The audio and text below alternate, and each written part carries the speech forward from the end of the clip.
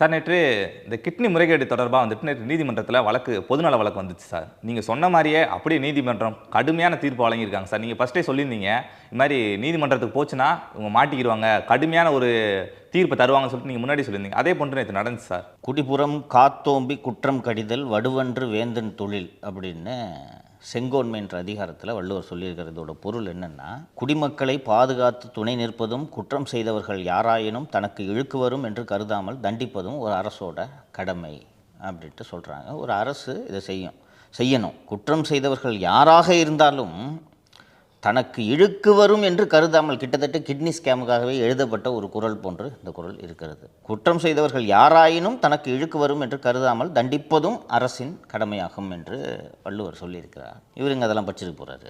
அரசின் செங்கோல் வளையும் போதெல்லாம் நீதிமன்றங்கள் தான் தலையிட்டு இந்த கொடுங்கோல் ஆட்சியிலிருந்து மக்களை காப்பாற்றி கொண்டிருக்கிறது என்பதை நாம் தொடர்ந்து பார்த்து வருகிறோம். அண்ணா பல்கலைக்கழக விவகாரத்திலிருந்து கள்ளக்குறிச்சி கள்ளச்சாராய விவகாரம் வரை பல விஷயங்களில் நீதிமன்றங்கள் தான் தலையிட்டு நீதியை நிலைநாட்டுவதற்கான பணிகளை செய்து வருகிறது. இதை நீதிமன்றம் செய்யக்கூடாது, அரசு தான் செய்திருக்க வேண்டும். இந்த கிட்னி முறைகேட்டில் அது எவ்வளோ ஒரு கொடுமையான குற்றம் என்பதை நாம் ரொம்ப விரிவாக நம்ம சேனலில் விவாதிச்சிருக்கோம்.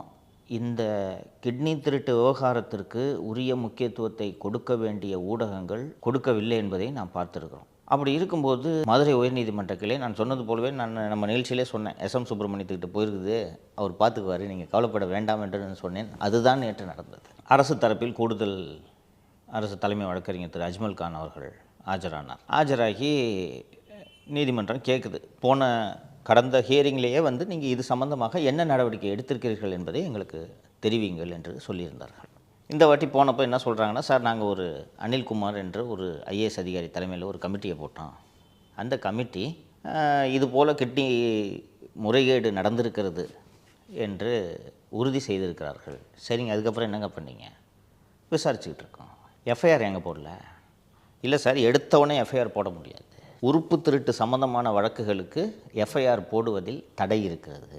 அதனால் நாங்கள் போடலாமா வேணாமான்னு சொல்லிட்டு உரிய அதிகாரிகள் இது தொடர்பாக ஆலோசனை செய்து கொண்டிருக்கிறார்கள் அப்படின்னு சொன்னதும் நீதிபதி, சரிங்க, நீங்கள் சில ஐபிஎஸ் அதிகாரிகளோட பட்டியலை எங்களுக்கு கொடுங்க அப்படின்னு கிட்டத்தட்ட எஸ்ஐடி ஃபார்ம் பண்ணுற மூடுக்கு கோர்ட்டு வந்துடுச்சு. அந்த இதை கொடுங்க, நாங்கள் அந்த உத்தரவு பிறப்பிக்கிறோம் என்று சொன்ன உடனே ஐபிஎஸ் அதிகாரிகளோட பட்டியலை கொடுன்னா இவங்க சேட்டை பாருங்கள். ஒரு எஸ்பி, ஒரு டிஎஸ்பி, ஒரு இன்ஸ்பெக்டர் 3 பேரை கொடுக்குறாங்க. வாங்கி வச்சுக்கிட்டு மாலை ஆர்டர் டிக்டேட் பண்ணுறாரு. இந்த ஆர்டர் காப்பி இன்னும் வரல, டிக்டேட் பண்ணதை பார்த்தது வரைக்கும் அதில் என்ன இருந்தது என்பதை சொல்கிறேன். உறுப்பு திருட்டு என்பதை எளிதாக கடந்து போய்விட முடியாது.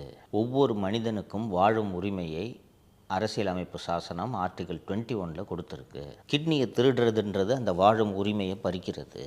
அது மட்டும் இல்லாமல் இது மிக மோசமான ஒரு உடல்நல குறைபாடு ஏற்படுத்தக்கூடிய ஒரு விவகாரம்.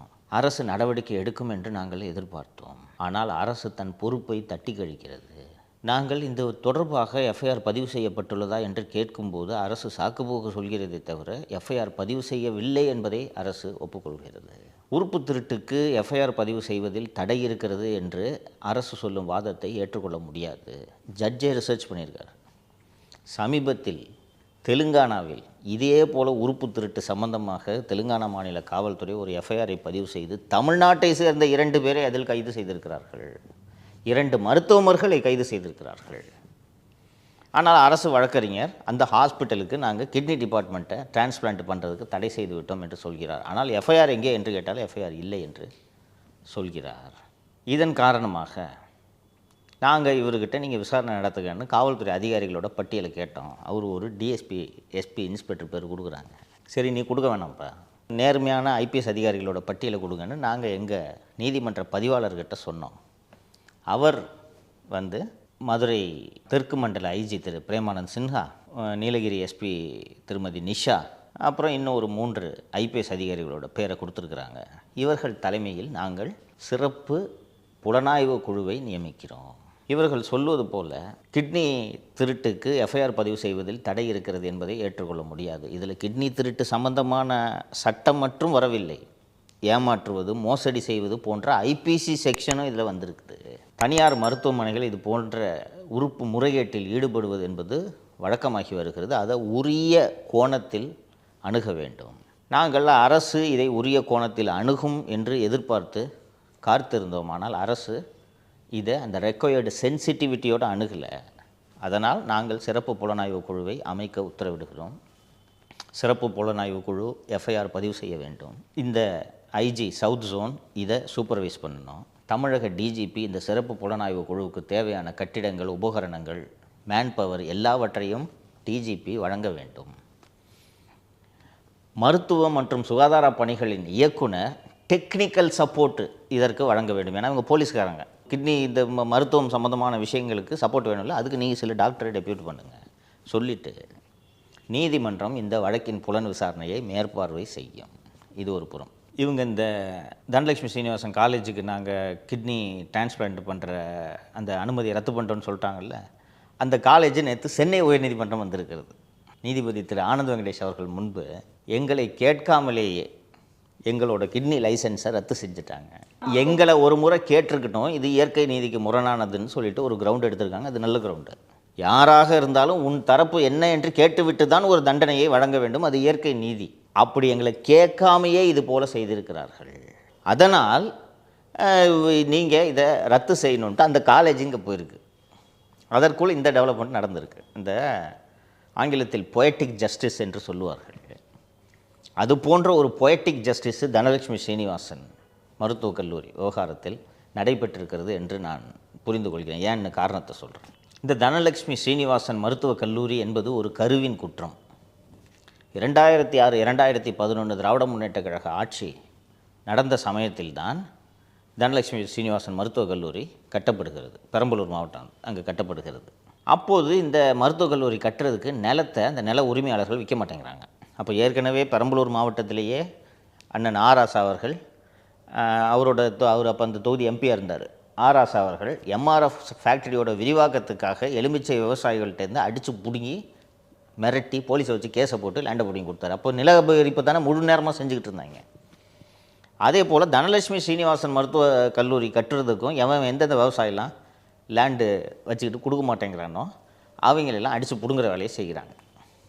அதில் ஒரு விவசாயி ரொம்ப தரார் பண்ணுறான். கொடுக்கவே முடியாதுன்னா என்ன பண்ணுவேன்ட்டு போலீஸ் தூக்கிட்டு போய் வச்சு கஞ்சா கேஸ் போடுவோம் மேலே பார்க்குறியா என்று காவல்துறை ஒரு வாரம் அவனை இல்லீகல் கஸ்டடி வச்சு மிரட்டுறாங்க. அந்த வக்கீல் ஒருத்தர் போய் அந்த விவசாயியை காப்பாற்றி மேஜிஸ்ட்ரேட்டுக்கு முன்னாடி போய் அந்த விவசாயியை ப்ரொடியூஸ் பண்ணிடுறாரு. ஐயா என்னை ஒரு வாரமாக அடைச்சி வச்சுக்கிட்டு லேண்டை வைக்க சொல்கிறாங்க போலீஸு என்று சொன்னதும் மேஜிஸ்ட்ரேட்டு யாரோட கடத்திட்டு போனாங்களோ அவங்க மேலே எஃப்ஐஆர் போடுன்றார். எஃப்ஐஆர் போடு என்று சொன்னதும் போடாமல் அப்படியே தவிர்த்துக்கிட்டு இருக்காங்க. அதுக்கப்புறம் திருப்பி நீதிமன்றத்தை அணுகணும். வேறு வழி இல்லாமல் சில போலீஸ் மேலே எஃப்ஐஆர் போடுறாங்க. அது கேஸ் வீணாக போச்சு. சரியா? அப்போது தனலட்சுமி சீனிவாசன் மருத்துவக் கல்லூரிக்காக விவசாயிகள் மற்றும் வழக்கறிஞர் மீது பொய் வழக்கு போட்டு நிலத்தை எல்லாம் வாங்கி தனலட்சுமி சீனிவாசன் மருத்துவக் கல்லூரிக்கு கொடுத்த அதிகாரி பிரேமானந்த் சின்ஹா. அவர் அப்போது பெரம்பலூரோட எஸ்பி. இப்போது பதவி உயர்வு பெற்ற ஐஜியாக இருக்கிறார். எந்த கல்லூரி தொடங்குவதற்கு பிரேமானந்த் சின்ஹா பொய் வழக்கு போட்டு நிலங்களை எல்லாம் வாங்கி கொடுத்தாரோ அதே பிரேமானந்த் சின்ஹாவால் இந்த மருத்துவக் கல்லூரி மூடப்பட இருக்கிறது. இதைத்தான் நான் பொய்டிக் ஜஸ்டிஸ்ன்னு சொல்கிறேன். சரியா?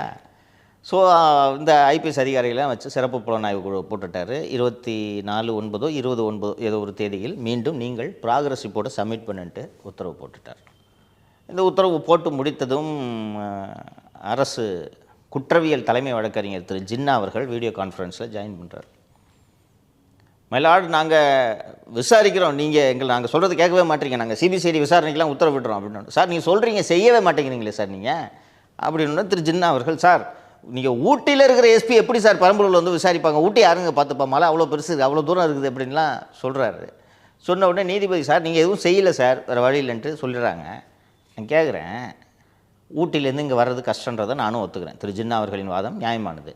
ஊட்டிக்கு புது எஸ்பி போடலாம்ல.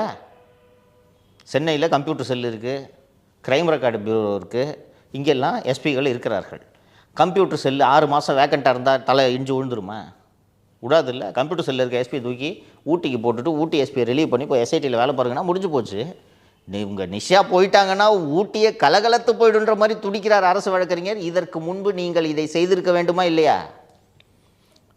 எஃப்ஐஆர் பதிவு செய்து சிபிசிஐடி விசாரணை நீங்கள் நடத்தியிருந்தீர்கள் என்றால் குறைஞ்சது கோர்ட்டில் இந்த வழக்கு விசாரணைக்கு வரும்போது சார் நாங்கள் சிபிசிஐடி எஃப்ஐஆர் போட்டுறோம், சிபிசிஐடி விசாரிச்சுக்கிட்டு இருக்குன்றதையாவது நீங்கள் சொல்லியிருக்கலாம்ல.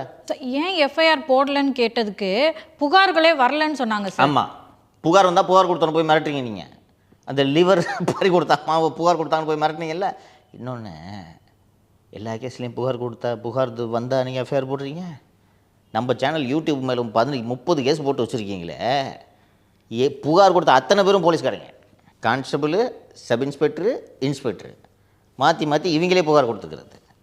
இந்த நம்ம வாராகி கேஸ் பற்றி பேசுனதுக்கு அந்த இன்ஸ்பெக்டர் சொன்னேன்ல, அந்த இன்ஸ்பெக்டரு என்னோடய கேஸை பற்றி பேசி விசாரணை திசை திருப்பிட்டாங்க. இவர் பக்கத்து டேபிளுக்கு ஒரு புகார் கொடுக்குறாரு, உடனே எஃப்ஐஆர் போட்டாங்க. இது போட தெரியாது உங்களுக்கு? கதை விட்றீங்களா? புகார் வரலன்ட்டு இது மிகப்பெரிய செட்பேக் உங்களுக்கு. இதை எதிர்க்கட்சிகள் பெரிய அளவில் கையில் எடுத்திருக்க வேண்டும். எதிர்க்கட்சிகள் ஏன் இதை கையில் எடுக்கவில்லை என்பது எனக்கு உள்ளபடியே புரியவில்லை.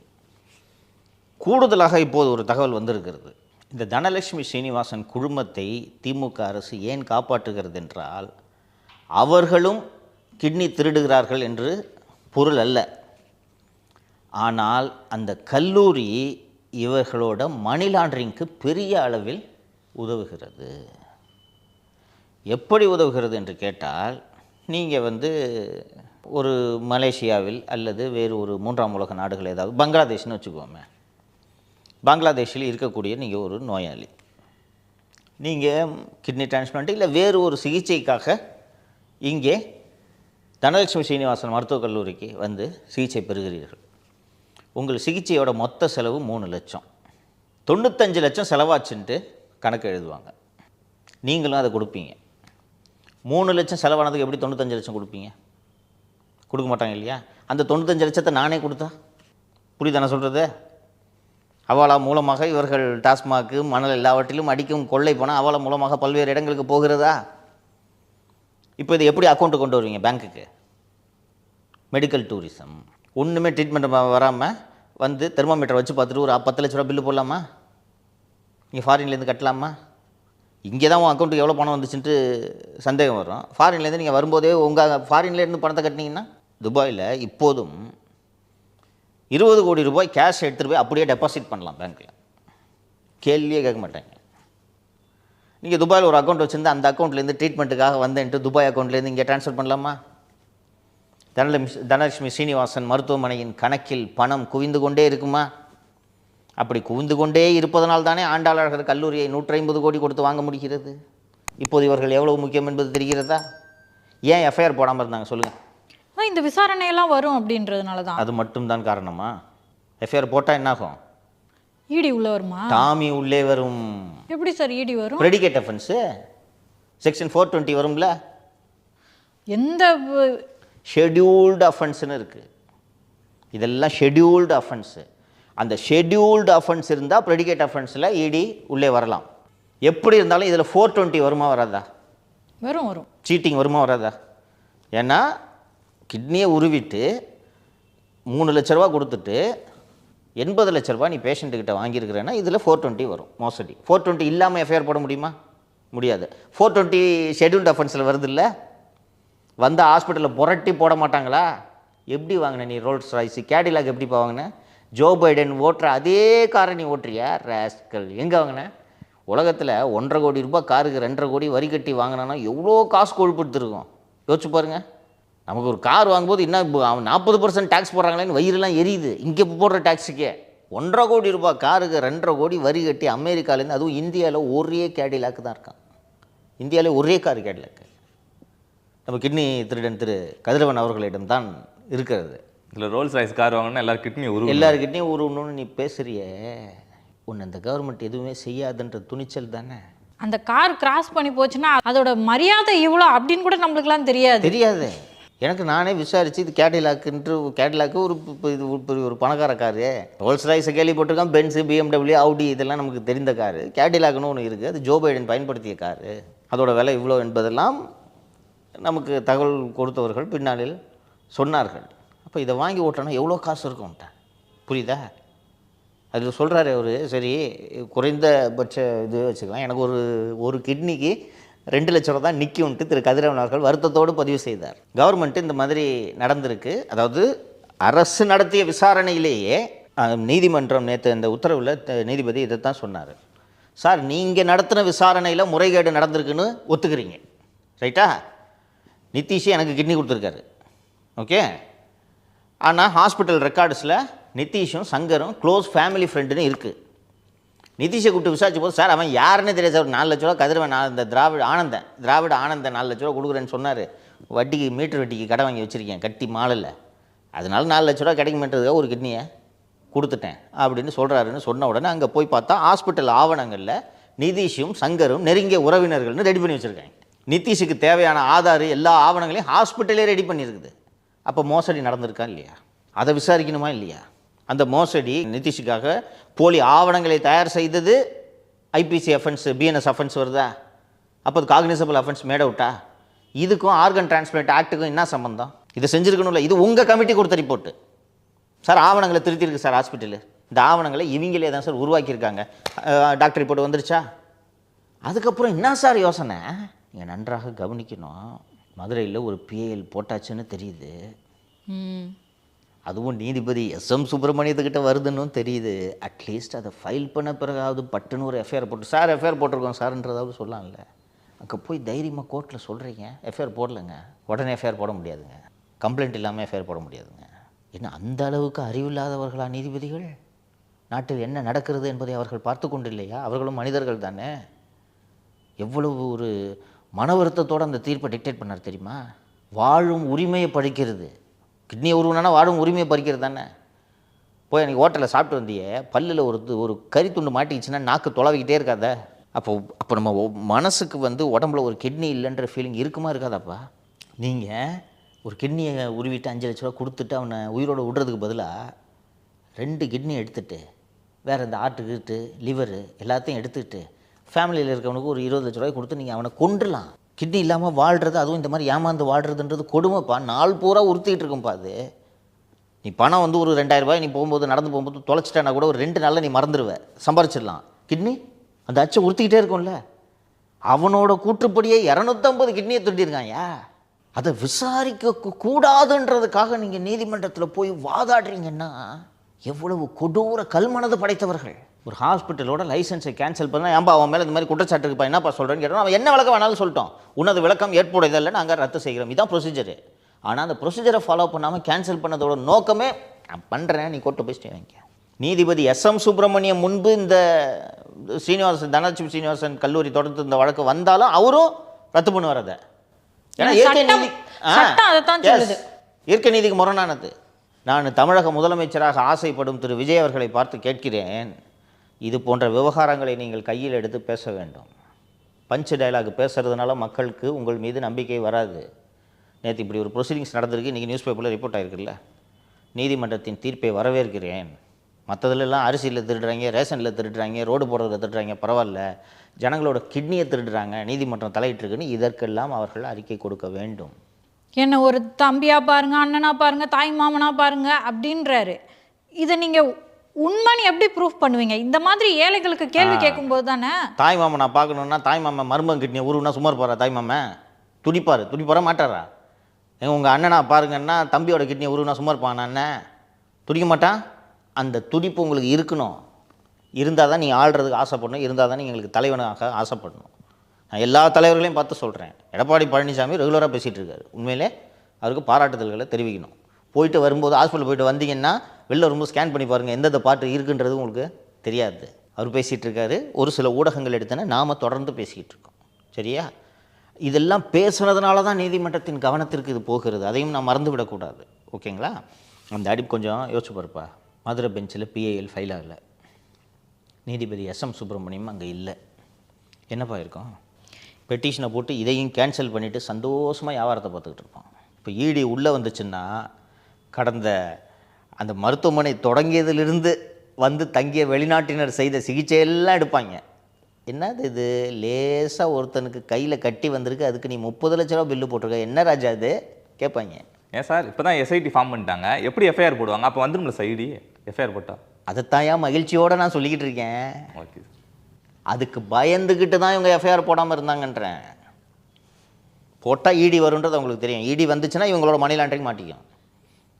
இன்னைக்கு வரைக்கும் தனலட்சுமி ஸ்ரீனிவாசன் மருத்துவக் கல்லூரியில் போய் சோதனை பண்ணுறது இடியால் சோதனை பண்ண முடியுமா? என்ன அஃபேர் இருக்குது? என்னென்ன சோதனை பண்ணுவீங்க? தெரியும் சென்ட்ரல் ஏஜென்சிஸ்க்கு this hospital is indulging in money laundering அப்படின்றது நல்லாவே தெரியும். காஷ்மீரில் ஒரு விதமான மணி லாண்ட்ரிங் நடைபெற்று கொண்டிருந்தது. இப்போ எல்லாத்தையும் சுத்தமாக முடிச்சிட்டாங்க. ஒரு ஸ்டார் ஹோட்டல் இருக்குது காஷ்மீரில், ஒரு நாளைக்கு 20,000 ரூபாய் வாடகை. அமெரிக்கா அல்லது கல்ஃப் நாடுகளிலிருந்து 10 நாளைக்கு ரூமை புக் பண்ணுவாங்க, ஃபுல் அட்வான்ஸ் பே பண்ணுவாங்க. ரூம் செக்இன் பண்ணுறதுக்கு அன்றைக்கி நாள் கேன்சல் பண்ணிவிட்டு பணத்தை ரீஃபண்டே வாங்க மாட்டான். இது ஒரு மணி லாண்ட்ரிங். அந்த ஹோட்டல்லாம் எப்போவுமே காலியாக தான் இருக்கும். ஸோ அங்கே தீவிரவாதத்திற்கு ஃபண்டு பண்ணுறதுக்கு இந்த வேலைகள் நடந்து கொண்டிருந்துச்சு. இதெல்லாம் இந்த கவர்மெண்ட்டு சொல்லி முடிச்சு விட்டாங்க. புதுசாக அந்த மணி லாண்ட்ரிங்க்கான மெத்தடு டெவலப் ஆகிட்டே தான் இருக்கும். அது ஏன் எஸ்ஐடி ஃபார்ம்